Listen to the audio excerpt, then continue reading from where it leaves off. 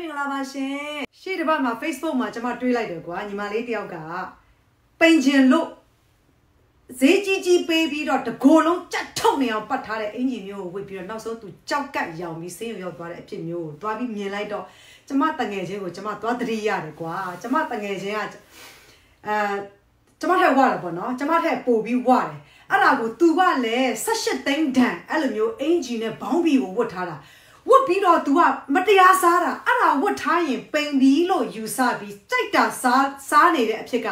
तू နဲ့ကျွန်မခီးထွက်ပြီးညအိတ်တဲ့ခါကျတော့ तू ရဲ့အဲ့ဒီအင်ဂျီဂျိတ်ကလေးတွေကိုအကုန်လုံးဖွင့်ချလိုက်တဲ့ခါမှာဘလလလလဆိုပြီးထွက်လာတဲ့ဒီအစီတွေကအလလာတကိုယ်လုံးရိုက်ထားတဲ့ကဲတော့ရာတာကုတ်တာတွေးလေပါမှုမကောင်းတော့အောင်ကိုတနေကုန်ချုပ်ထားတာဒီအတောင်းလိုက်တောင်းထားတာကိုနော် तू ကစီးပွားရေးအောင်မြင်တဲ့အမျိုးသမီးတယောက်ဖြစ်တယ်အဲ့ဒါကို तू အစားအသောက်မစင်ကြင်နိုင်ဘဲနဲ့ तू အဲ့လိုအဲ့ဒီကြက်ထုတ်နေတဲ့18သိန်းတန်အင်ဂျီဝတ်ထားပြီးရင်ပိန်မယ်လို့ဟုတ်ကောင်းဟုတ်လိမ့်မယ်ဒါပေမဲ့အစားအသောက်ကတော့ရှော့ရမှာပဲအစားအသောက်ရှော့ရင်ကဲထားလိုက်ကျမကိစ္စကိုကျမပြောမယ်ကျမ83ကီလိုကနေအခု55ကီလိုအထိဖြစ်လာတာငယ်ရွယ်ငယ်ကုန်ရှိတဲ့ကလေးတွေဆိုလို့ရှိရင်တရက်နှစ်ရက်လောက်တပတ်လောက်ရှော့လိုက်လို့ရှိရင်ကျမတို့အဖွားကြီးအိုကြီးအိုမထက်ကအရန်ကြလွယ်တယ်ကျမတို့အသက်ကြီးသွားတဲ့လူတွေအတွက်ကအရန်ကြခက်တယ်နော်ကျမဆိုလို့ရှိရင်အရင်တော့83ကီလိုလုံးဝရှိနေတော့က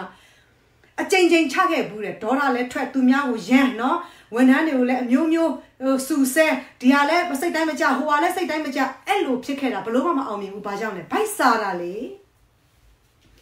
ဝိရှော့တယ်ဆိုပြီးအောင့်ထားပြီးမစားဘဲနဲ့ဗိုက်စားတာဘယ်ဓာတ်စာနဲ့မှအစားမထိုးခဲ့ဘူးလေတိမှမသိတာနားမလဲတာနော်ဟာငါအစားလျှော့ရင်ရပြီပိန်မယ်လို့ထင်တာအချိန်10ချိန်အချိန်20ကြိုးစားခဲ့လည်းပဲ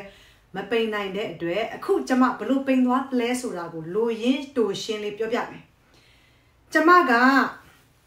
ရှားဆောင်တဲ့ငါးစီကိုကောင်းမွန်စွာတောက်တယ်မပြတ်တမ်းတောက်တယ်နော်အဲ့ဒါကိုတောက်ပါအဲ့ဒါကိုအဓိကတောက်ပါကျမတို့ခန္ဓာကိုယ်ထဲမှာရှိတဲ့မကောင်းတဲ့ဟော်မုန်းမကောင်းတဲ့အစိတ်တောက်တွေကိုအားလုံးသွေးကြောနဲ့ကလေးစားတွေအားလုံးကိုတန့်ရှင်းရေးလုပ်ပြီးတော့ဒီရှားဆောင်ကအာဟာရလိုအပ်တဲ့ကလေးစားမှာလိုအပ်ချွတ်ရင်းစပြုတ်နေပြီချွတ်ရင်းတော့မယ်ဆိုတဲ့ကလေးစားကိုသူကအာဟာရနေရာနဲ့ဖြစ်စွတ်ပေးတယ်အဲ့ဒါကိုတောက်တယ်တောက်ပြီးရင်ကျမကမနေ့ပိုင်းစားကျင်တာကိုကျမစားတယ်နေ့လေကြရင်လေကျမစားကျင်တာကိုကျမစားတယ်နော်အခုကကျမဒီဝိတ်ချဆေးမစားတော့လို့ကျမရှိမှာအခုမဝယ်ထားတော့လို့ကျမမပြနိုင်တာနော်ဝိတ်ချဆေးရှိတယ်ဒီရှားဆောင်ကုမ္ပဏီမှာဝိတ်ချဆေးရှိတယ်အဲ့ဝိတ်ချဆေးကိုကျမနေ့လေစာမှာထမင်းမစားခင်တနာရီအလိုမှာနှလုံးတောက်တယ်ညနေကိုကျမမတောက်ဘူးသူ့အလုံးကြီးလို့ကျမမကြိုက်ဘူးเนาะအဲ့ဒါနှလုံးကိုတော့တောက်တယ်ကျမပိန်ခြင်းလို့တောက်တယ်တောက်ပြီးရင်ညနေစာတနက်ကိုကျမမစားဘူးမစားဘဲနဲ့ကျမဒီဓာတ်စာမို့တစွန်းတောက်တယ်ဆဆချင်းတော့တစွန်းတောက်တယ်ဒါနဲ့ဖြော်တယ်ကျမနွားနှုတ်ကြိုက်လို့နွားနှုတ်နဲ့ဖြော်တယ်ရေနဲ့ကျမမတောက်ဘူးအဲ့တော့ကကျမရေနဲ့လည်းမတောက်ဘူးရှားဆောင်နဲ့လည်းမဖြော်ဘူးသူကရေနဲ့လည်းဖြော်လို့ရတယ်ရှားဆောင်နဲ့လည်းရောပြီးဖြော်လို့ရတယ်နွားနှုတ်လည်းကြိုက်တယ်ကျမနွားနှုတ်ကြိုက်တဲ့အတွက်ကျမနွားနှုတ်လည်းပဲတောက်လိုက်တာเนาะအဲ့လိုတောက်လိုက်တဲ့အခါမှာကျမလုံးဝဗိုက်မစာတော့ဘူးဗိုက်မစာတော့ကျမတောင့်ခံနိုင်တယ်နောက်တရက်မနေ့ကိုလည်းကျမအီးပါပြီးရင်လည်းကျမဗိုက်ပြည့်နေတကယ်တော့ခံစားရတယ်နော်အဲ့တော့ကျမမနေ့စာ breakfast စားတဲ့အချိန်ကနည်းနည်းလေးတနာရီလောက်နောက်ဆုတ်သွားတယ်ဒါပေမဲ့ခရင်းအရန်ရှိတယ်စားချင်တယ်တဖြည်းဖြည်းနဲ့အဲ့လိုနေ့လယ်နဲ့မနေ့စာကိုကျမလုံးဝအစားမရှောင်ဘူးစားပါကိုစားချင်တာစားပါကျမဒူရင်းသီးသူများပြောတယ်မလားစားရင်ဝတယ်ကျမစားတာပဲတစ်ဖြက်စားတာတစ်လုံးနှလုံးကိုစားပလိုက်တာစားတယ်ဒါပေမဲ့ညနေစာတနက်ကိုတော့ကျမလုံးဝမစားဘူးမစားဘဲနဲ့ဒီဓာတ်စာကိုလိမ္မာလေးတောက်သွားတာမနဲ့နဲ့နေ့လေကိုစားကျင်တော့စားဘယ်နဲ့ပကံစားမလဲစားရင်နဲ့ကျမဝိချစိနှလုံးတောက်လိုက်တဲ့အတွက်ကိုနလလောက်ကြတဲ့အခါကျတော့ကျမဒီနေ့လေကြရင်ဘယ်ဟာကိုမိုဟင်းကားနဲ့ထမင်းကိုရောပြီးဘလို့စားလိုက်မယ်လို့ရည်ရွယ်ထားတာကိုတကယ်တမ်းစားလိုက်တဲ့အခါကျတော့သုံးပုံတစ်ပုံပဲကုန်တော့တာအော်တိုဖြစ်လာတာတဖြည်းဖြည်းနဲ့ तू ကပိန်လာတာ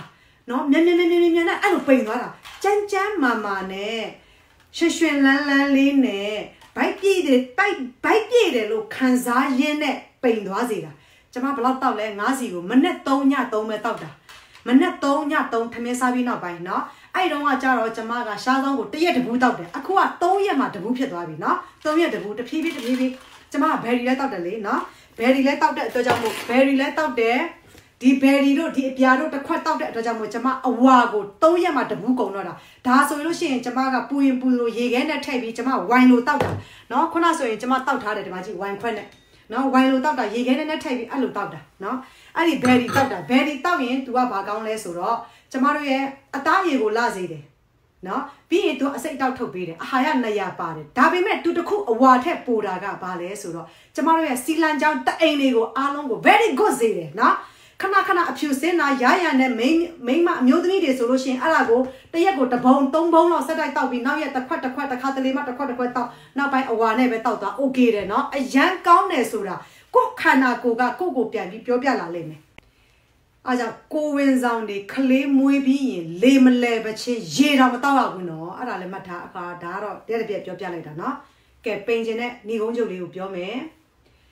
ရှားဆောင်ဝါနဲ့ငါးစီကိုတောက်ပါမနေ့နေ့လည်းကြိုက်တာစားပါစားကြတဲ့လောက်စားပါကိုအာသာပြေတဲ့အစားတောက်ကိုရှာစားပါအဲ့ဒါမှစိတ်ရှင်လန်းမယ်နော်အစားအတောက်တစ်လုံးနဲ့ကျမတို့ရှင်တန်နေတာပျော်ရွှင်နေတာနော်ညနေပိုင်းတနက်ကိုလုံးဝမစားနဲ့တေချာပေါက်ကျမလိုမျိုးလာမယ်ကျမ83ကီလိုတော့ဓာတ်ပုံကိုကျမပြန်ကြည့်ပြီးကိုယ်တော်ယွန်းနေကွာ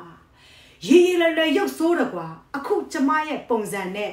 အရင်တော့83ကီလိုတော့ဓာတ်ပုံနဲ့ရှင်ကြည့်လိုက်တယ်ဆိုလို့ရှိရင်ကျမ10နှစ်ငယ်သွားတကယ်တော့ခံစားရတယ်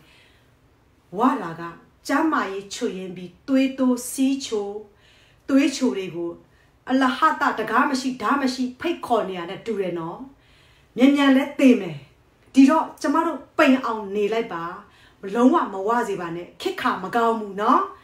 21ရာစုရောက်လာတဲ့ခါမှာပုံမကလည်းများတယ်နော်ခစ်ခါလည်းမကောင်းဘူးအဲ့တော့ကိုကျမရေဂူဂူးဆိုင်မယ်ထမင်း3 နပ်စားပြီးတဲ့အပြင်ဓာတ်စာတွေကိုမြည်ဝဲရမယ်